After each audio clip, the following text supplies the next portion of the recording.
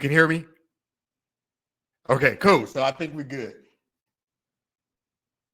Okay, good. Thanks, Tyson. Thank you. So let's do that all over again. So thank you guys for tuning in tonight, season 10 of the podcast. I am ready for an amazing season of podcasts, and we are going to be doing a lot of pretty cool stuff. I mean, every episode we'll be giving away free stuff, prizes, and money, and all of that good stuff. So make sure you're tuned in every Monday night, 7 p.m., and it's going to be 10 episodes, and we will end on the 3-year anniversary of the Dope Ass Dude podcast. So I'm really excited about that. So if you're not subscribed to the YouTube channel, if you don't mind going ahead subscribing to the YouTube channel, and while you're there, click on notifications so that you can be notified each and every time a new podcast is uploaded to the site.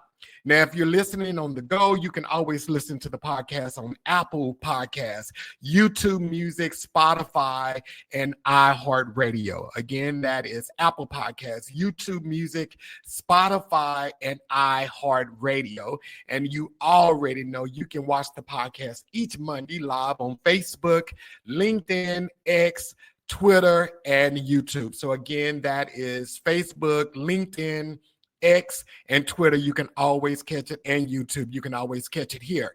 So then lastly, if you're not following me on Instagram and on TikTok, if you don't mind going out following me on both of those platforms, I can be found at the Dope As Dude podcast. Again, if you're not following me on those, do so. On IG and TikTok, I can be found at the Dope As Dude podcast. So I'm really excited about this season because, of course, it's 10, and I'm, expecting a lot of great things to happen this season. Like really, really, really, really good things to happen this season. Since we've been on, it seemed like it's been a long time, but I am really ready to dive back in, have some interesting conversation that is going to be life-changing for each of you.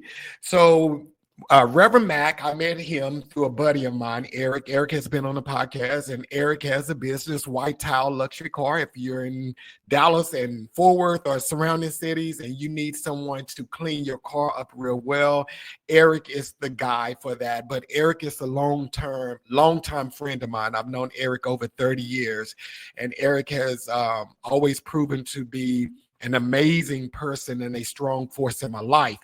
And he introduced me to Mac, and I went out and I listened to Reverend Mac's story, and he has such a interesting story that I think each of you will relate to in some way. So I'm really excited to bring him out, and I'm going to go ahead and do that because I want him to introduce himself. Mac, what's going on, man? Hey, what's up, Jay? How you doing, man? I am amazing. How are you? Man, I'm doing great. No complaints on this side, no whatsoever. Just a pleasure to be with you tonight, man. And I thank you for this opportunity, man, that we can just sit down, chop it up, get the truth out there, get this word out there, man, and just praying that it'll be a blessing to people as we learn to be transparent and open about our life journey. So I'm excited about tonight, and I'm ready. So let me ask you this here, Mac. You said be transparent about our lives. Do you think that is something that people struggle with, being transparent? Yeah, I think that we struggle with being transparent because we don't want to be judged. And so when we're open, people always say, just be honest with me, just be transparent. And the moment that we open up and we be vulnerable to people, they take the very thing that we share with them, that intimate thing, that vulnerable thing, that those scars and all those things, they take that and they use it against you that time. And all you was doing was trying to trust them with your heart, with your feelings, to share with them and be transparent about who you are, what you are, and your life's journey. But I've just come to learn that God is using me in this season to just speak truth. And regardless how people may look at it or what people may even say, I want to be obedient to God, that if I can share my truth and this truth is able to touch someone, encourage them, lift them up, inspire them, convict them, or whatever it may be, to say, hey, I know God got me and I just got to trust the process. Okay, that's amazing. So, and I know your ministry is called Trust the Process Ministry, but before we go there, when you hear trust the process, because that is something that is so cliche these days, everybody is saying trust the process. So when you hear trust the process, how do you interpret that? Like, what does that mean to you? For me, when I say trust the process, and when God gave this to me, he took me back on my life. He took me back to the very beginning of life. And when I look at the beginning of my life and how it started and everything that I went through and everything that I've been through and to where I'm at today, the only way that I have gotten from point A to point B is I had to trust God. And so trust the process is just not trusting the process, is trusting the one who is processing. And that is God, because he is ultimately in control of each and every last one of our lives. And whatever God has already ordained for us to do, it's going to take place, whether we go voluntarily or he has to drag us, right? It's a destiny for all of us, and we've already been ordained to do it. And we got to trust the process in between the journey of our lives to get where God wants us to be. So that's how I look at trust the process. No, and I love that. So trusting the process, that's a faith journey, right? Would you say it's a faith journey? Yes. I don't even know how you're going to trust it without faith, honestly. And this life that we live, man, life is hard.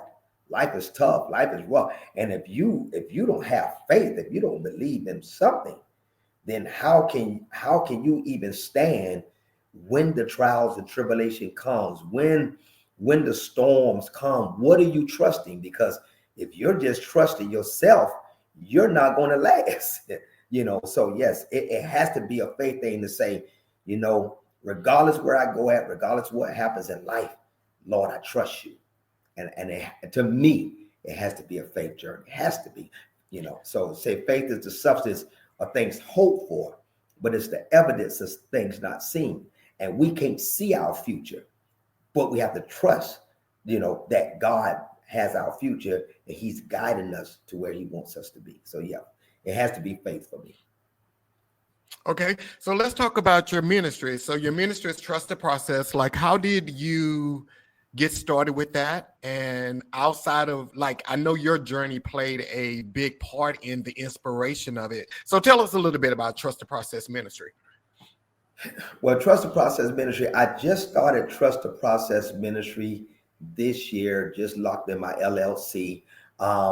Actually, before Trust the Process, I started a ministry back in about 2005 with some brothers in Jacksonville, Florida. And our ministry was called Thugs Ministry, THUGZ. And it stood for Hope Under God's Zeal, right? And so we started that ministry, teaching hope under God's zeal. So we started that ministry back in 2005. And so we began to minister to youth in alternative schools, detention centers, conferences, and things like that. And so that ministry went on well until it was time for me to transition. When I retired from the Navy, I moved from Jacksonville, Florida, out here to Dallas, Texas. And so I was still doing ministry, but it wasn't at the forefront as it was when I was in Jacksonville. It wasn't until after I got done with actually a men's group at my church of men's 33 series, Authentic Manhood 33 series, to where that series and that ministry blessed my life so much that it was the beginning of a change. And it helped me to deal with a lot of things that I was dealing with, the heart issues of life itself. And so I took that same ministry and that same curriculum, and God said, I want you to take this and I want you to begin to mentor the young men at your high school, which was Wilma Hutchinson High School. And so I took it to my principal and I said, hey, Mr. Brooks, God told me that he wants us to start a mentorship with our young men right here in the school. Because one thing about, and even into this day, Jay, our kids cannot learn academically if they're not stable emotionally.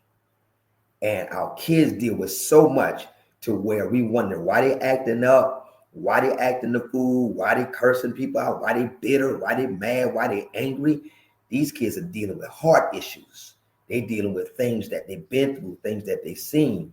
And so the Men's 33 or Authentic 33 series is a series that help us to really unravel some of the issues that men go through.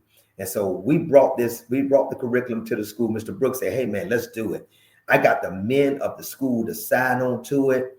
And then we had about 35 kids that first year that came and went through the mentorship program with us, graduated with us, everything.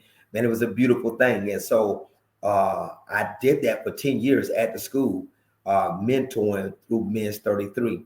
So I just retired from the district last year, and God said, okay, it's time to shift. As a matter of fact, this morning I just did, I do a Monday motivation. I'm gonna plug, I'm gonna do some plugging in tonight, so y'all get ready. So I do a Monday motivations every Monday. And so this morning I talked about taking the lead. You're the headliner. And what that meant is, and you got R&B groups with some of the most famous singers, right, in the group. But then it came a day and time that those singers, because they had a special gift, that they had to lead the group and take lead. They had to become their own headliners.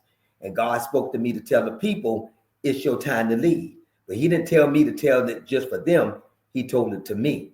He says, you've been mentoring, you've been help planning churches, you've been grooming other people, but now it's your time. It's your time to take the lead. It's your time to take your ministry and the platform that I'm going to put it on, because you've already been taught, you've already been mentored, you've already been trained, and you have the tools to do it.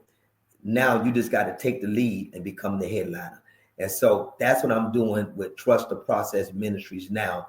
I'm ready now to take the lead and be on the platforms that God is calling me to be, that I may be able to minister to a young man or a man himself, that it can impact their lives, to have a change, make a change, be encouraged, be inspired, to walk in their own purpose and their own destiny. So that's what Trust the Process Ministry is about: motivation and speaking and mentorship. So let's talk about that, Mac. So taking the lead. So when, God told you to take the lead, because I believe, God has shown a lot of us what he has for us in the future. And we're all walking that journey. But it's scary to take the lead. It's scary to step out in front and move on what God has given us, because we're afraid of what others are going to say. Because, the reality of the world is people tend to hold us to who we used to be. They struggle seeing us who we are right now. They want to hold us to who we used to be. So how do you take the lead when, who you used to be, and you're afraid that people aren't going to receive you today? Wow. So how do you do that? Jay, we finna get deep now. Now just know that's water in this cup. Y'all know when we have the red cup back in the day. I don't want y'all to think I'm getting toasted over here. That's water. So, but I still carry my red cup. So, it ain't Hennessy, his drink of choice back in the day. See, here I go. I done brought us the back in the day stuff. Okay. So, Jay, it's amazing that you just said that, because I had a great friend. We was classmates, and she hit me in my inbox and messenger yesterday. She said, if you don't mind, can you reach out, give me a call? We was classmates. We did ROTC together, everything. She's a minister. And I said, sure. I called her, and she said, I just want you to know how your testimony, it blessed me. And she said, I didn't know that you went through everything that you went through. I wouldn't. And she says, people don't know people's stories, and people want to judge you by who you used to be, and for us, it makes us afraid to step out there, because if you talk about Savannah, you talk about Florida, then you talking about the old Mac, right? They know a different Mac than Dallas, Texas do, and some of Jacksonville, Florida do, right? They know the real Mac back home. They know Lil Will, they know Nod, they know that person. So it's kind of hard to go back and tell people where you're at now when they know who you used to be. But what I've come to learn is you had a title that said it's in my DNA. And what that really means, in my DNA, means it does not apply to me anymore. The person I used to be, I'm not that person anymore. Am I perfect? Not by far. Am I where I need to be? Probably not at all. But I'm sure not where I used to be. And when you can look in the mirror and you can begin to love yourself and understand who God made you and how he made you, and say, regardless of what people may think, regardless of what people may say, I'd rather get in trouble or have them say something than get in trouble with God when he's told me to do something. And so that I think now what we have to do is stop worrying about what people say and how people think, and just follow your passion. Because if you follow your passion is your purpose. And 9 times out of 10, your passion is your purpose, is what you've been called to do. If you love something, that's what you're supposed to be walking in. That's your purpose. And so I tell people now, don't worry about people. Step out and trust God. Let him be the one to tell you, this is what I've called you to do. And the thing is, you don't know who you blessing. We haven't talked to each other. My classmate, that's been over 30 years that we've even talked to each other. But that brought her to say, I needed to hear that. Thank you for sharing that. And that's what it's about. That's why these podcasts are so important. That's why these YouTube channels are so important, because now God gives us a platform, Jay, that we can reach more people than the early church ever did by technology. And I don't not tell technology. Now, I do believe in going and being inside the church and edifying yourself and assembling of the saints and everything. But this technology can help so many people around the city, the nation, and even the world. So it's a great thing that we have, podcasts and sessions like this. And that's why I salute you, brother, for doing it and not giving up, because it can get tough. You wondering who listening. Are they paying attention? Am I just wasting my time? And I come to tell you, don't worry about the numbers. It's the impact that God wants to see. And if you can impact one person, then you've done what God has told you to do. And he said, good and faithful servant. You've been faithful over a few things. And so, so just keep doing what you're doing, man. But I say for anybody that has a ministry, that has a platform, don't worry about the people. Trust God. And everything for me, Jay, goes back to trust the process. It's one day I may sit in a room with one person, but I believe if God wants me to sit in a room with 1,000 people, then he'll do that. But I'll talk to that one person the same way I'll talk to the 1,000, because it's all for the glory of God. So trust it. Trust the process. I love that. And I know that there are so many people that have some extraordinary things inside of them, but they are so afraid of what people are going to say, and which prevents them from stepping out. I mean, it could be a business. Some of these people that's going to watch this, they have a business idea and they're hanging around with somebody who tried to start a business before and they failed at it. They're planting that doubt in their heads and so forth. But like you said, sometimes you just have to step out. It's trusting the process. It's having faith in God that what he has given you, he's going to bring it to pass. But you have to believe that, and you have to not only believe and trust God, but you have to also trust you and what he's put inside of you. Yes. You're already equipped to do it. And a lot of us, we don't think that, but you already got it.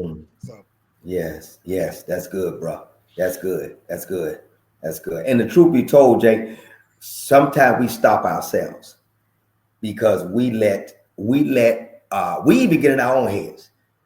Sometimes like, man, come on. You, he told you to do this, really? And then the guilt and shame of life, if you're not careful, that will beat you down and beat you up, and it'll stop you from doing things that God called you to do.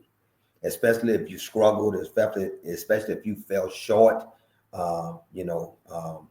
you fight your own demons, the struggles of your life. And so what the enemy does, and he gets in one ear and tells you, God not talking to you. God don't want to use you. You filthy. You raggedy. right? But the truth be told, look through the Bible and look at everybody that God used.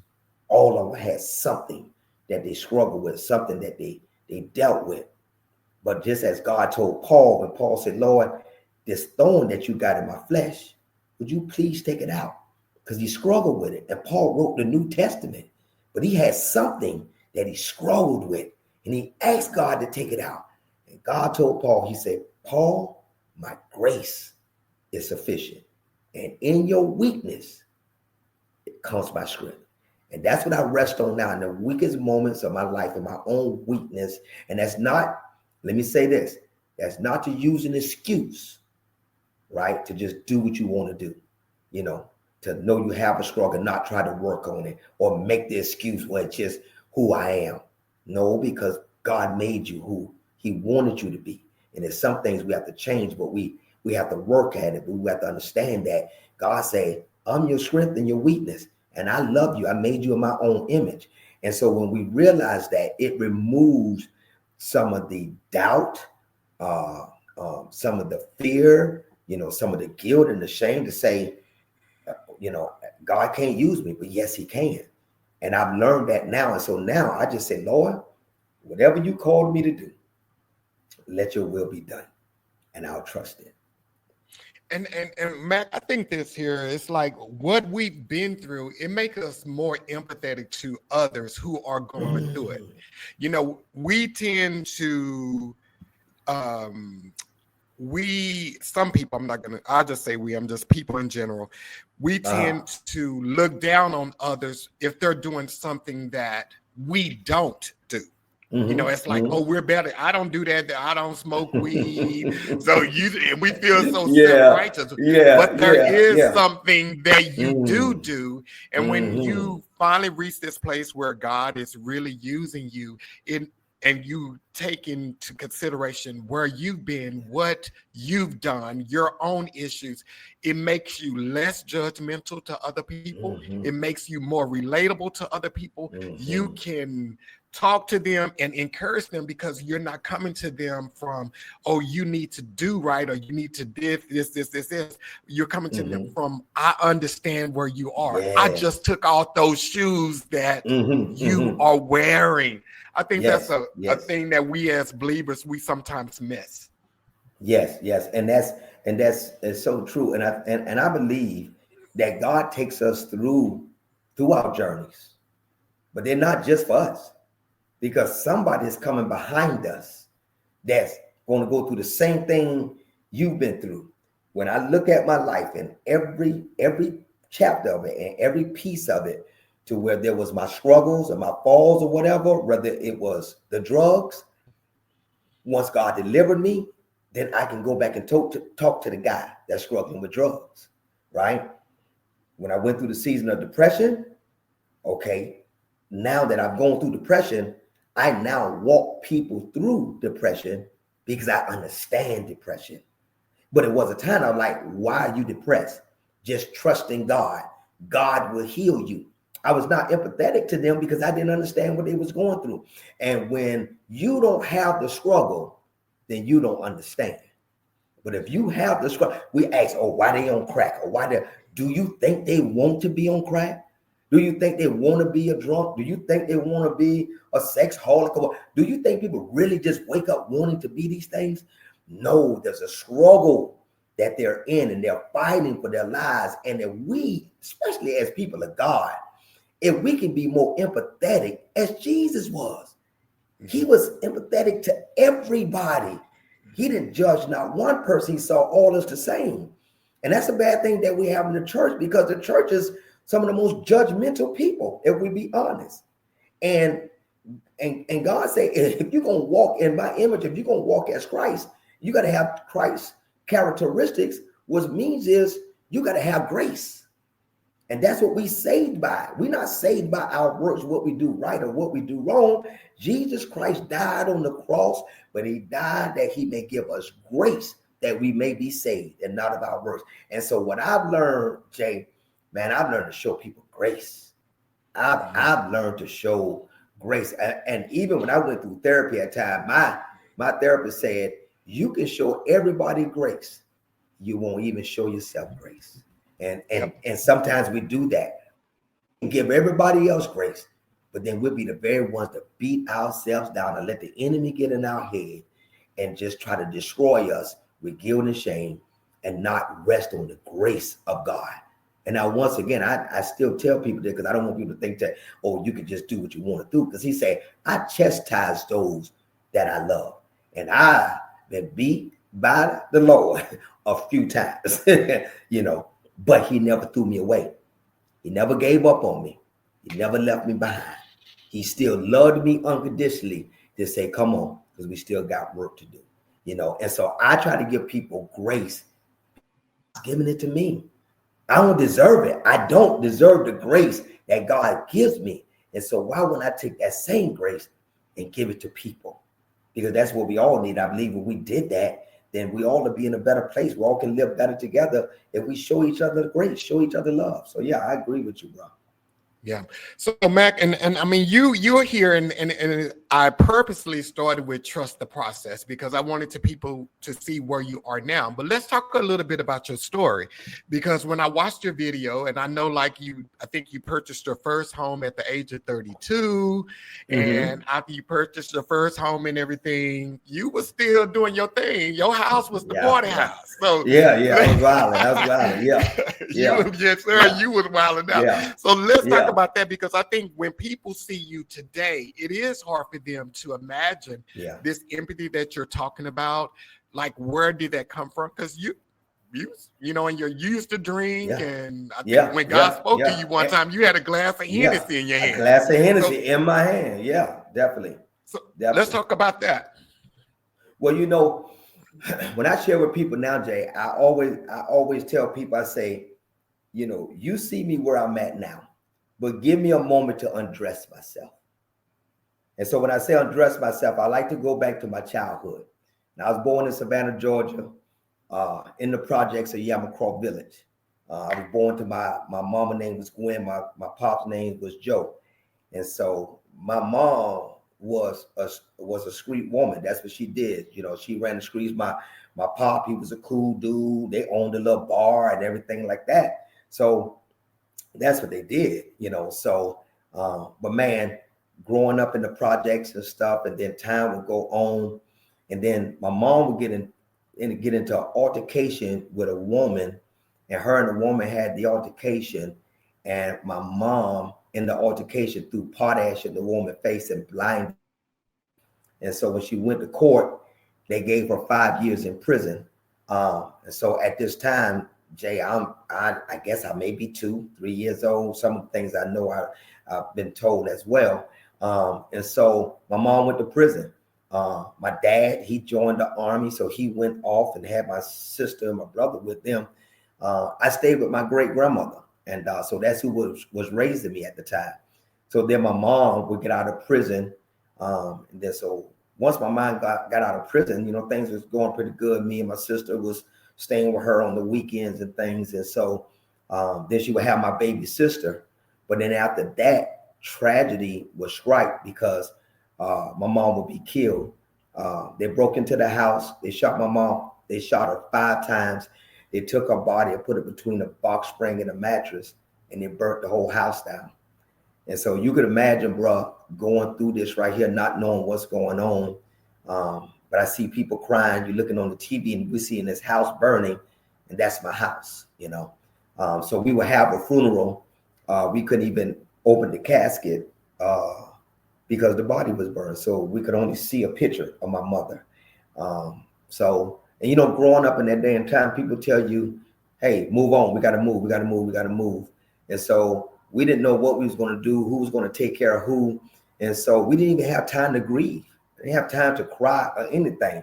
Growing up in them days, you wasn't even supposed to cry. And so here we are, little kids. You just lose your mother. I'm staying with my great grandmother. We would have the funeral of my mother on that Saturday. And then that Sunday night, my great grandmother would pass away. And so we would have funerals back to back. And so now here we are trying to figure out what you're going to do with 5 kids. It was 5 of us, 3 girls, and my brother JoJo, Cal, Nikki, and Brenda. And so me, Brenda, and JoJo, We got the same daddy, same mama. So my dad coming back from Germany, my auntie Maymelu, who played a significant part in my life, and I'll talk about her in a minute. So Cal and Nick would go with her, and my dad said, "Hey, do y'all want to go with me?" I said, "Yeah." So I thinking that I'm going back over to Germany with him, but he has to go back unaccompanied by himself. So we're staying with my stepmother, who I don't know. All I know is as time went on, I understand that this lady was a very mean, nasty woman, because she would physically beat us for no reason at all, right? I'm talking about whippings, for nothing, So, but I come to realize now the trauma of her life, she didn't have kids. And so she was bitter and resentment towards kids. And so we would just get beatings for no reason. And man, that went on for a while. But then my Uncle Bubba, who I call my pops to this day, and then who I call my mama to this day, they came to visit us. They found out where we were, came to visit us. And he asked us, "Hey, do you want to, come with us, to a party?" We was like, "Yeah." So go to my little cousin party. He asked us how we doing. I spill the beans. I tell everything. Hey, we getting beatings for no reason at all. Whippings. I'm snitching. I'm snitching. And so he says, "I'm coming to get my sister kids." And so they would have a battle in court, but they were finally awarded to have us, And so now I'm staying with my uncle, and I'm staying with my aunt, who I call my mom and pop. My sisters are staying with Auntie Maymelu. And so, but for me, life is a straddle, right? I straddled the fence all my life. And so now, because the DNA, as we talked about earlier, my DNA, my mama was in the streets. My daddy was a hustler, And so I gravitated to the streets. Now, Auntie Maymelu was the church woman in the family. And so she always kept me in church. So I would always want to go over to Auntie Maymelu house, because that was where the fun was. She going to go to sleep early so we can hang out. But we going to church on Saturday morning. So we'll go over there on the weekends, hang out on the west side of Savannah. But every Sunday we're in church. Friday nights we going to quartets and all that. So here it is. I'm a church boy. Everybody know me as Lil Naughty, the church boy. But then they don't know this other side about this street life. It's like I became an ambassador of the streets, right? So at the age of 12, I started selling weed. And so I would move from weed, and I met my best friend, T.Y., in high school. We met in the church parking lot playing football. Me and T.Y. become close, and we're in high school, but down me and T.Y., we begin to have weed and cocaine. And so now here we are, we selling weed and cocaine, and we doing our thing, but I'm straddling the fence. I'm still in school. I'm in ROTC, doing my thing, playing football, everything. But then on the other side, I'm in the street life. This is what I want. This is my DNA. And so we would do that, and we would graduate from high school. And so me and we making money. We doing our thing. This street life is good for us. And so, but it came a night when me and Y told each other, whatever we do, man, we'll never smoke crack cocaine. We'll never do it. We can smoke weed, we can sniff cane, we can do all that, but we'll never smoke crack. I said, bet, we good. Well, one night I'll be over to my sister's house. We sitting there at the table. We got weed, we got cocaine. And this female, she pulls out a rock out of her pocket, out of her pocketbook. And so she asked me, she said, "No, do you want to hit this?" And I'm like, "No, I'm good." So, she hit the rock, and they pass it around. Some people call it rock, some people call it crack, right? And so when it comes back around the second time, she asked me again, "No, you sure don't hit this?" I'm trying to impress her because she old and fine, right? So I'm trying to impress her. So I say, "Yeah, let me hit it," right? And so I hit the rock, bro. And for the first time, I hit crack cocaine. And then why I was so mad till he stood up and turned the table over and walked out. Me and Y had never been mad with each other, not a day in our life. And we are brothers to this day, 40 years strong. He had never gotten mad with me. When that happened, I knew that I had to make a change. Then my mother would come to me, who raised me, and she said, "I don't know exactly what you're doing, but if you don't get out these streets of Savannah, you're going to die in them." And that's when that light bulb came on in my head. I said, I got to get away. So I wanted to go in the military because I did ROTC, but I failed the test 3 times. So I said, okay, I got to get away from Savannah. Let me do Job Corps. My mama, she was in Job Corps, right? So mama who raised me. So I joined up a Job Corps. They sent me all the way to Orangeboro, Kentucky. So I'm in Orangeboro, Kentucky. And so now I'm trying to get myself together. I'm doing a little studying and everything. And I negotiated with God the night before I would take the test. And I said, Lord, if you help me get in the military, I promise you, I never smoke weed. I never sniff cocaine. I never smoke crack ever again. And when I took the test, you have to make an ASVAB score of a 31 to pass, to even get in. I made exactly a 31. So you knew that was nobody but God. And so after I would pass the test, I wanted to go in the Army, but they wanted me to wait and delay entry. But the Navy was ready to take me right then and there. So I joined the United States Navy. And so I would join the Navy, go in the Navy, things looking good, right? So, but now I still got DNA in me. I'm doing good in the Navy, but I connect with some people outside of the Navy in Jacksonville, my partner D, right? And so, and D, I'm telling D this story the other day, like, man, I forgot about that. And so, but I would start buying little quarters of weed from D. I just want to be the dope boy for whatever reason. You in the Navy now. And so I would do that. Me and my sister-in-law, Sean, we'll bag up little nickel and dime bags and stuff like that. So I'm still wanting to live this street life, and God is trying to show me a different life, right? And so I would do that, man. And then this is when all the partying and stuff really came in. I had the freedom, meeting more women. And so one of the things that I struggled with in my life, it was women. I struggled, bro, with lust. I struggled with sexual temptation. And it's my struggle to this day, if I be transparent with you. And so I would get married to my first wife, who was a great woman. And let me say this, every woman that I've ever been involved with have been great women. And probably 98%, if it went bad, it was because of me. And I take full responsibility of that. And I take the accountability for the demises of relationships and marriages that I've been in because of my own struggles and my own demons that I have to fight and struggle with each and every day, right? And so, but I would get married, we would have a child, and things are looking good, but I still want to party. I still want to have a good time. And that would be the demise of our marriage, right? And so after that, here I am sleeping on my wife's father's couch, and I'm like, man, you got to get yourself together. And so I said, I got to buy me a house. I got to get a house. I would go to the realtor. I say, hey, I want to buy a house. And they said, okay, let's check your credit. They check the credit. They say, you won't buy a house right now. So, because the credit wasn't good. So I said, okay. She said, take about a year and then come back. And I said, I'll be back in 6 months. Because one thing about me, Jay, if I set my mind to something, I've always been a go-getter. I've always trusted in God. And I know faith without works is dead. I had the faith that God would do it, but I know I had to put the work behind it. So I would stop hanging out, drinking and all this. I started getting my credit together. Went back 6 months later. They said, hey, credit look good. You approve. I built my first house about 32, 33 years old, right? So now things are looking up for me again. And I'm doing well. I'm doing well in the military. And so now I got the house. So if you know anything about Navy people, we party, right? And so now they just want to have the party at Mac House, right? The party's at, I don't have to buy nothing or do anything, just open the door.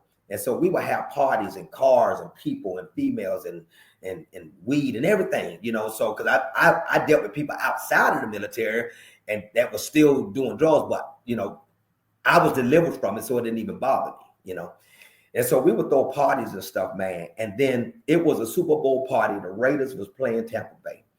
And we throwing this big party. I got cars wrapped around. I'm talking about people in my house that I don't even know. I just know the party is popping. And I'm sitting there, Jay, and I got a glass of Hennessy, and I'm sitting around, and it went silent. And God said, every time I bless you, you slap me in my face. And at that moment, I looked around and I noticed I didn't even know half of the people in my house. And I knew that if I did not go back to God, if I did not change what I was doing, that it was going to be disaster to my life. And so I told myself, I'm going back to church. I'm going back to church. The week before that, it was some people evangelizing in the area. Well, actually the Saturday before the game. And they asked me, hey, come and visit us at First Timothy Baptist Church. My next door neighbor, Ma Ernestine, will always invite me to go to church. But I would tell her, Mom, If I go out Saturday night, I ain't going to church Sunday morning. I'm just going to be honest. But I made up in my mind that week I was going to go to church. And so, Jay, I see this thing on TV, and it's talking about tithing. And I said, wow, okay. And then I asked God in the same week, I said, Lord, bless me with some money. And I'm going through my mail a couple of days after that. And I got this check I opened, and it's $1,542 a check. And I said, wow, okay, thank you, Lord. But then I said, wait a minute. God want me to tithe on this. He want to see if I'm going to be obedient. I'm raised up in the church, so I know the church, right? And so I said, I'm going to church and I'm going to tithe this money. I would go to 1 Timothy that Sunday. And after they opened the doors of the church, and then they was asking visitors to stand up, I would stand up. My pastor said, would you like to say anything? I said, Pastor, yeah, I'd like to speak. And I said, God blessed me with $1,542, and I came just to pay my tithe. And my pastor looked me in the face and he said, welcome home, son, as if he knew that God had sent me there to rededicate my life to Christ. And that was in about 2003. And from there, Jay, I was on fire. I had to quit smoking, quit drinking, everything. I told everybody, hey, party's over. My fellas like, we can't do one more. Can we get one more party? I'm like, nah, man, I'm done. And I went cold turkey and a lot of stuff. So now I'm doing ministry. I'm in ministry. I'm in the church every time I open. And so one day I'm getting my car worked on. It's a park right next to the auto place. And I see these homeless people over there. And God speaks to me and he says, go over there and speak to those people. And I'm saying, I'm fresh, like back in church. I don't know what to say to these people. I'm not going over there. So I went on about my business. A few weeks later, I ended up in that same area, that same park. And God speaks to me again. And he says, I want you to go and minister to those people. And I'm like, I don't know what to say to these people. You know, these people are not going to listen to me. And I did it again. And then the third time, I can hear God's voice just as clear as day. He said, go buy some food, take it to them, and I want you to feed them and just tell them about me. And I would go and take that food over there to them, and I would tell them, I don't know really what to say. I just know that Jesus loves you, right? And I said, I just want to come and feed y'all and talk with y'all. And I said, if y'all don't mind, I'll come back every Wednesday and we'll just sit down, I'll feed y'all, and we'll just talk about Jesus. And I did that for almost a whole year, going in the park every Wednesday. And that's where my first ministry started at, street ministry, right there in the park, right? And so I'm doing that, but at the same time, I'm still struggling. I'm still straggling the fence because I'm still fighting lust and temptation of women and all this stuff right here. And so now here I am trying to balance life, but I'm struggling with both of them, doing God and then doing Mac all at the same time. And so after that, I would get married for the second time. That did not work because of my demise, and I would end up in divorce. And I hit rock bottom. And when I hit rock bottom this time, God said, you know what? I'm going to take everything away from you, and I'm going to show you who's in control. I lost my houses, my cars, everything. I was in the Navy, and I was broke.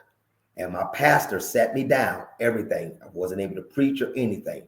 And I thank him to this day. He sat me down, but he did not throw me away. And he will minister to me and help me in everything. And so I will go on that. I'm getting ready to retire. And so now I got to find something to do. ROTC is what I always wanted to teach. So I called out here to Dallas, Texas. I called to the naval science instructor. I said, hey, you got my resume? He said, I got it, but I want you to come do an interview. Like I was right around the corner. So now I got to hustle up some money to try to get out to Dallas. So I hustle up money. I get out here to Dallas. I land. I don't have money to go from the hotel. From the airport to the hotel. The taxi driver pulls up. African dude say, hey, this is my last shift. Don't even worry about paying. That's God. I get there. My boss man, he comes pick me up. We begin to talk and we share in our lives and understand that it's similar. And I go, I do the interview with them before I can even get back on the plane and come back to Jacksonville, Florida. He calls me and says, my wife told me I'll know you when I see you, and you the person I want to come work for me. And he hired me on the spot. And so now I got to get from Jacksonville to Dallas. And so my church would take up money as I preached my last sermon there. I'm here. I moved out here to Dallas on a wing in a prayer. No family, no friends, or nothing. But when I told my pastor, he said, Mac, if you be obedient to what God is telling you to do, he's going to bless you the same way that he blessed Abraham. And he said, he told Abraham to go to a foreign land to where there's no one you know, no family, no friends. But if you be obedient, I'm going to make you out of a great nation. And he said, so just be obedient to God. And I would step out on faith and move out here to Dallas, Texas. And then things would begin to look up for me. My job began to look good. I would go to Concord Church to visit. And I was visiting, but I was going to visit other churches. I know T.D. Jakes out here. I know Dr. Evans out here. I know Freddie Haynes out here. I said, I'm going to all the heavy hitters, right? I never left Concord. And then I said, Lord, if this is where I'm supposed to be, then let me know. And sure enough, that Sunday, I would walk in the doors, and the anointing and the Holy Spirit was so heavy, tears began to roll down my face. And I never forget Gay Arbuckle singing a song that was ministering to me the whole time I was struggling. And I knew that's where I was supposed to be. And so from there, I would do ministry at Concord. Things would begin to look good for me, but I would still struggle with the lust and the temptation of life. And then I would get married again. But because of my own demise and my own struggles, that marriage will fail because of me. Because of me. I take full responsibility for it. And so then I realized you need therapy. And I tell Black people to this day, because we feel that we're supposed to keep everything in us. But I was dealing with the trauma of life to realize when I went through therapy that he says you're a 48-year-old man still living in an 8-year-old body. That young boy has never healed from the death of his mother. And he says no one can replace her, only God can. And that's when I began to work on myself to say, I cannot look for my mother in women, that I got to look for God to heal and close those wounds. But then I got to be the man that God calls me, not to hurt people because of my own hurt. And that's what I'm learning now. And that's where I'm at now to this day in time, Jay, that now life is good, ministry, and the platform that God has given me to share this story, that it may be a blessing to other people. But from the beginning to where I'm at now, if I had not trusted the process, if I had not trusted God, I wouldn't be here talking to you this evening. I wouldn't be the man that God called me to be. I would have been the stats that the whole world says I should have been. But by the grace of God, the love of God, and the calling on my life, I am who I am. And so now I stand boldly on that, to be the light that shines in darkness, to work on myself to become a better me. My sister would tell me, don't let your good deeds be evil spoken of. And so those are the things that I work on now to make sure that what people see on the outside is the same character that's on the inside. And honestly, some days I win, some days I lose. But the thing is, I won't stop fighting. I'm going to trust the process. And that's my story. So let me ask you this here, Max. So, and I love how you said that your pastor sat you down, but he didn't throw you away. Mm-hmm. In the world today, a lot of people feel thrown away by the church. Mm-hmm. They feel thrown away because they look different. And I'm not talking physical look different. I'm talking about maybe they're dealing with different things that maybe the church don't find acceptable. It could be anything. I'm not talking about one particular thing. And they feel thrown away. So it's like, how do you feel your life would have been if your pastor not only sat you down, but made you feel thrown away? Oh, that's a good question, Jay. If my pastor would have turned his back on me, I would have went back to the streets. Because the church did. It was some people in the church that turned their backs on me. It was some people said, yeah, he don't need to be preaching. He don't need to be this. I'm talking about, I would see the looks, how some people would look at me. But in the same instance, you were the same person a year ago say you love me. Thank you for the word that you just preached. right? So if it had not been for my pastor keeping his hand on me and not throwing me away, honestly, I'd have said, the hell with y'all. Okay, we good. I'm gonna go back to where people who love me, people who wanted to, who I thought loved me. Let's put that in perspective, because we think the streets love us. The devil don't love nothing about you. The devil loves to tempt you. The devil loves to make you an accuser. The devil wants you to think that is better on his side, you know. But then when you're fighting against people who's supposed to encourage you and lift you up, you know, what do? And I'm glad you say that, Jay, because that's a problem in the church today. You have people who look at people who walk through the doors of church, and I keep it 100. Some may be lesbian, some may be gay, some may be dope boys, some may be street girls, strippers, whatever it may be. And because they don't look like you, they don't dress like you, they don't have the theology and the terminology of scripture and churchiness, we look down on those people. And those are the very people that needs to be helped. That's what God called the church for. It is the hospital to help those that are in need. So who are we to look at people different because God saved us by grace? And the truth be told, if God was to unveil each and every last one of us in the church would be just like COVID again, empty.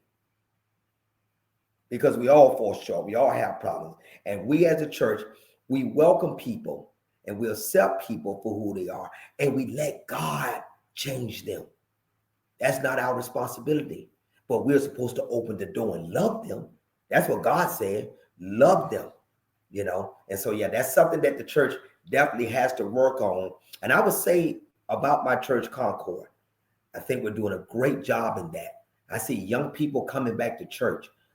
I see all different type of people. And I'm just being real. I see gay, I see lesbian, I see Hispanic, I see black, but they're coming back. They say this is the most unchurched generation that we're living in today, that young people are giving up on church. But I see them coming back.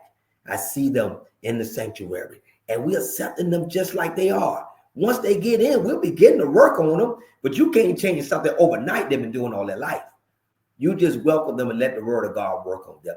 And that's what we're trying to do at Concord. That's what my pastor, Pastor Bryant L. Carter, senior pastor, that's his focus, that's his vision, is the generation that's coming to take our place that we've been passed the torch to them. So, yeah. I love that. Mac, I'm about to get you back on, man. We almost at an hour already. I know, man. I know, man. I would love to, man. I thank you for the opportunity. I was like, man, it's time. I had to kind of cut the testimony a little short because I want to be obedient to the time. But I just pray that. Man, you so church. I want to be obedient to the time. I'm not going to give my 30-minute testimony tonight. I'm going to cut it down to 3 minutes. Right. Yeah. See, I didn't even start with giving the honor to the pastor in the church, and I had to get right into it. Yeah. And like you said, because we used to doing church. I've been doing church for a long time, but I've also learned now, and I want to share this with people. I don't follow religion. Religion is man-made. I follow a relationship with Christ, and if we the people will build our relationship on Christ and the Word of God, and be obedient to that, then we're going to be a blessing and a light for this world to see. God is relational, and he wants a personal relationship with you, not a religious thing. That's a man-made thing. That personal relationship, to receive him as Lord and Savior over your life, that's a relationship. That's a marriage, and that's what God is calling for all of us as the children of God to do. Wow. So guys, Mac's information is going down across the screen at the bottom. So if you want to follow him on Instagram, you can follow him at McArthur Willie. And on Facebook, he is Willie McArthur. So again, on IG, you can follow him at McArthur Willie. And on Facebook, you can follow him at Willie McArthur. And he's also on TikTok. And I want to say, is Willie McArthur, is it? Yes. Yeah. On TikTok. Yeah. On TikTok, I gotta get on this TikTok thing too. I'm getting on it.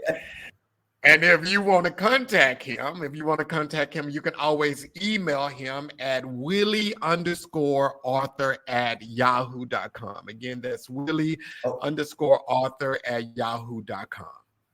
Jay, So right Willie, quick.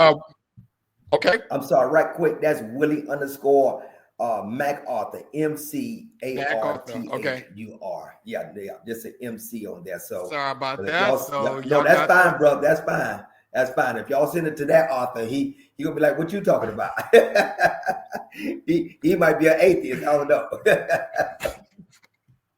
So again, let's correct that. Yeah, let's correct that. So it is Willie_McArthur. I emphasize the MacArthur at yahoo.com. So again, Willie_McArthur at yahoo.com. So you can go out, follow him there. And while you're there, go ahead and click on that like on whatever platform you're on. Click on that like so that this can be shared with others just like you. And just remember, next Monday, I'll be back with a new guest next Monday, 7 p.m. on all the same platforms. And like I told you, starting next week, we're going to be giving away some prizes and everything because this is leading up to the 3rd anniversary of the podcast. So I'm really excited about that. And Willie, Mac, before we get out of here tonight, what's a final word you want to give to everyone? If I can give you guys a final word, I would say trust your journey. Everything that you've seen, everything that you've been through has not been a mistake. It's not something that caught God by surprise. Any mistakes you made, any struggles that you have, God already knows because he the one that made you. And so I would say to you, take your cares, take your worries, take your struggles, take your ambition, take your purpose, take your passion, take it all to God and have a relationship with him and ask God, Lord, what am I supposed to be doing in this season of my life? If I can leave you with one word, and I follow this word this year of 2025, be intentional. Be intentional about your life. I had a good friend tell me, he said, God has the stopwatch of our life in his hand. And the day gonna come, he's gonna hit the button. And our life is going to be over and we're going to transition from this side to the other side. But if you only had 2 weeks to live and you knew this, what would you do with your life in the 2 weeks? How intentional you will be. And family, the truth be told, we don't know the day or the time. So we must take every day that we have to be intentional about doing the work of God, the will of God, and living the best life that God has already promised us. He said, I come to give you life and give it to you more abundantly. Live in the abundance of God. Man, look, I'm Rev Mac. I love you guys. That's what's up. So, guys, we will see you next Monday, 7 p.m. Central Standard Time. And until then, go be intentional, live your life, and be the best version of yourself. All right, then, until next week. Peace. Peace.